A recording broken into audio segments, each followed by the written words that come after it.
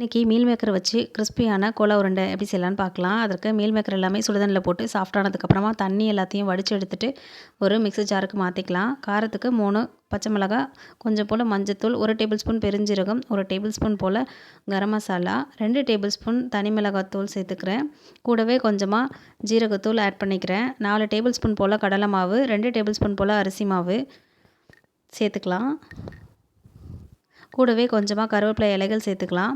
ஒரு சின்ன துண்டு இஞ்சியை தோல் சீவிட்டு சேர்த்துக்கிறேன். ஒரு மீடியம் சைஸ் வெங்காயம், 5-6 பல் போல் பூண்டு சேர்த்துட்டு கொரகொரப்பான பேஸ்ட்டாக அரைச்சி எடுத்துக்கலாம். இதற்கு தேவையான உப்பு சேர்த்து நல்லா பிசைஞ்சிட்டு ஒரு சின்ன சின்ன உருண்டைகளாக பிடிச்சு வச்சுக்கலாம். ஒரு பேனில் எண்ணெயை காய வச்சுட்டு எண்ணெய் சூடானதுக்கப்புறமா ஒரு உருண்டையாக சேர்த்து நம்ம எல்லா பக்கமும் கோல்டன் ப்ரௌன் ஆகிற அளவுக்கு ஃப்ரை பண்ணி எடுத்துக்கணும். அவ்வளோதான், நம்மளோட கிறிஸ்பியான கோலா உருண்டை ரெடி ஆகிடுச்சு. கண்டிப்பாக இந்த ரெசிபி உங்கள் வீட்டில் ட்ரை பண்ணி பாருங்கள்.